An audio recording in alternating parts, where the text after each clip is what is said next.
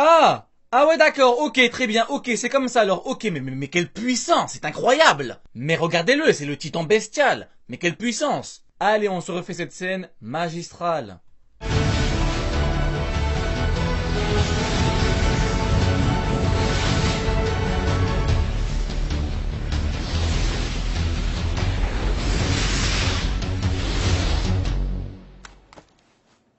Madakana.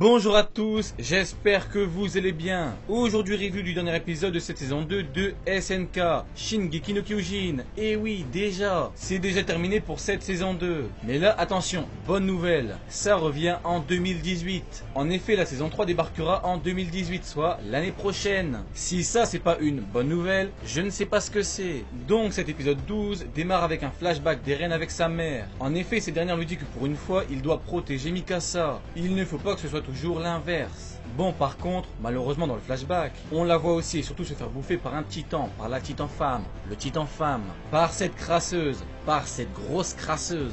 Regardez-moi cette grosse crasseuse. D'ailleurs, je sais pas vous, mais moi j'en ai un peu marre de voir la scène où la mère d'Eren se fait bouffer. Il me semble qu'on l'a un peu trop vu dans SNK.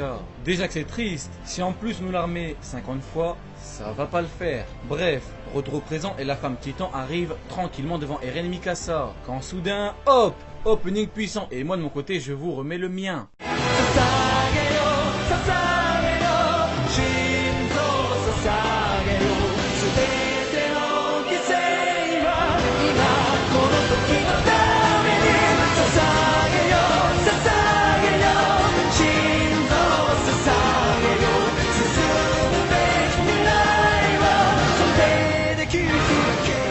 On démarre directement avec le titan cuirassé qui continue son lancer de titan. Apparemment, ce sale fou veut toujours s'entraîner pour sa discipline olympique. Bon, je blague, mais à cause de lui, les morts s'accumulent. Personne n'est à l'abri et c'est même à ce moment-là que l'on se rend encore compte de la toute-puissance du Major Erwin. Ce mec, c'est un vrai chef de guerre. Il leur dit dans le plus grand des calmes, je ne suis pas irremplaçable. Emmenez plutôt Eren loin d'ici, mais incroyable. Il sacrifie sa propre vie pour l'humanité. À absolument aucun moment, il ne parle chinois, gaulois ou encore latin. C'est incroyable.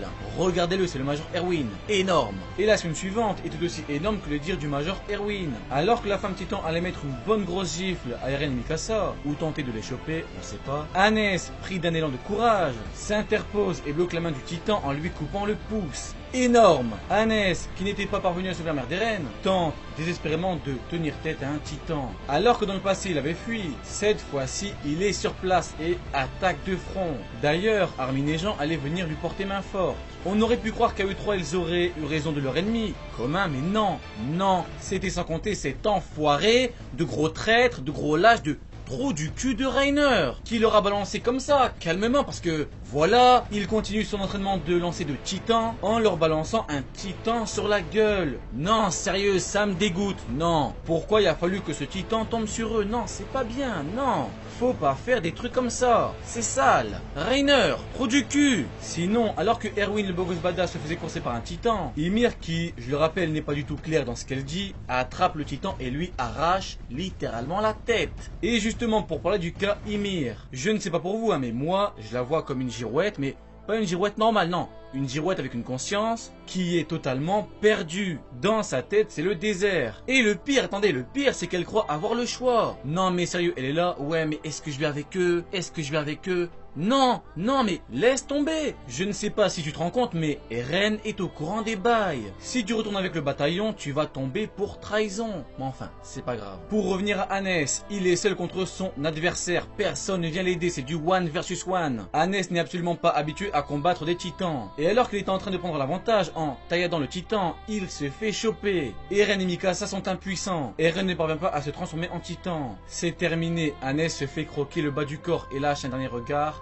Puissant, mais vraiment et très émotif aux enfants qu'il avait sauvés par le passé, avant de finir par se faire dévorer. Mes amis, même si on est dans SNK, même s'il y a toujours eu des morts, beaucoup de morts, je tiens maintenant à rendre hommage à Hannes, un homme bon et droit qui sera mort à l'extérieur des murs. Et ce malgré son poste de capitaine d'une équipe de la garnison à Shiganshina.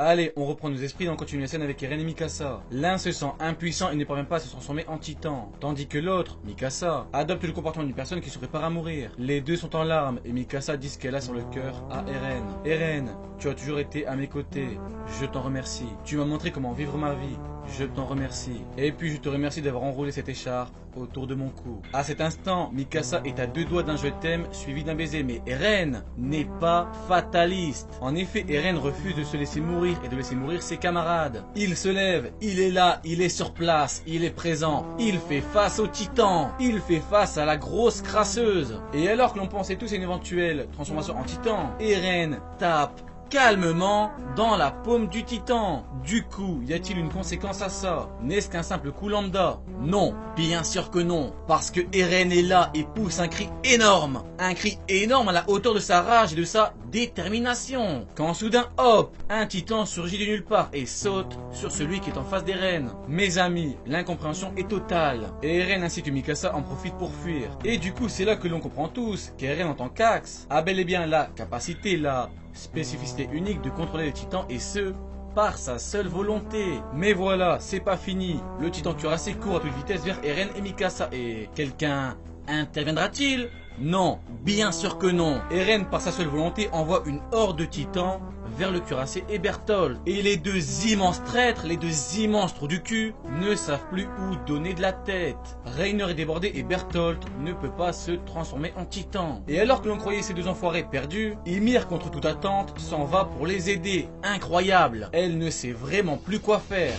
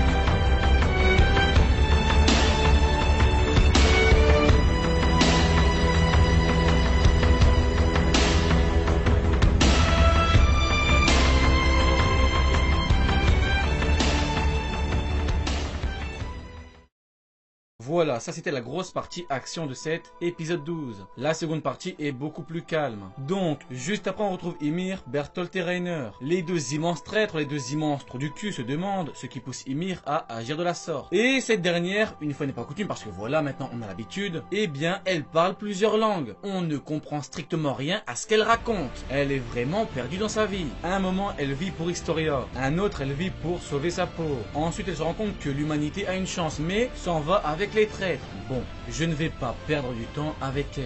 Elle est vraiment complètement perdue. Et le pire, attention, le pire, hein, écoutez ça. Dans le plus grand des calmes, elle nous sort, hein, c'est pas si désagréable cette sensation d'être une déesse. Non mais non, t'es pas une déesse. Écoute-moi, Ymir, écoute-moi. T'as jamais été une déesse. T'es pas une déesse et tu seras jamais une déesse. Non, t'es juste un petit titan dégueulasse et sale. Tout simplement. Juste après, on nous parle de la population qui s'est réfugiée dans les ruines de la cité souterraine du mur Sina. On nous parle du gros manque de nourriture et aussi et surtout de la volonté des autorités d'assurer la sécurité du mur rose. Allez, on se retrouve directement au district de Trost et qui voilà, dans un lit entouré de Pixis et Levi, et bien le beau gosse badass qui aime entrer dans la zone, le Major Erwin.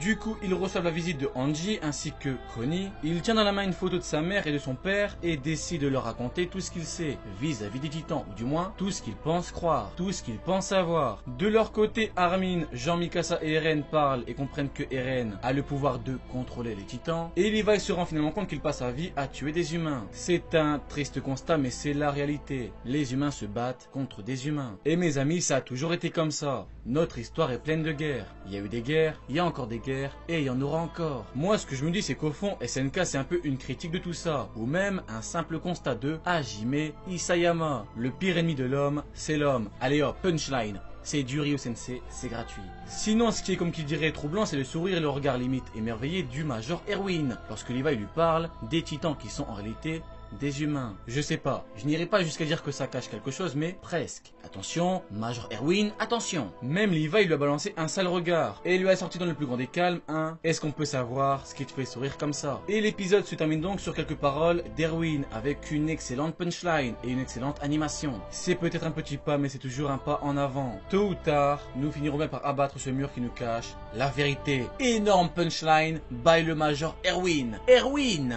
Erwin! Et mes amis, cet épisode 12 se termine avec The Titan, le titan bestial, l'Okadat. Regardez-moi cette puissance. Ainsi que celui qui semble le contrôler, enfin voilà, celui qui semble être le titan bestial, celui qui peut se changer, transformer en titan bestial. Titan bestial. Et ne vous inquiétez pas, de mon côté, je prépare une bonne grosse vidéo sur le titan bestial parce que voilà, c'est le titan bestial. Globalement mes amis, ce que j'ai pensé de cet épisode, c'est l'un, si ce n'est le meilleur épisode de SNK. Il était énorme, il est énorme. Il y a de l'émotion, de la fight, le titan bestial, énorme. Voilà, excellent. Mes amis, voilà donc pour cette vidéo sur l'épisode 12 de SNK Shingeki no Kyojin. J'espère que ça vous aura plu. Nous on se dit à très vite pour de nouvelles vidéos. Portez-vous bien, c'était Ryo Sensei. Jané, vous n'aurez pas vu ma vidéo pour rien.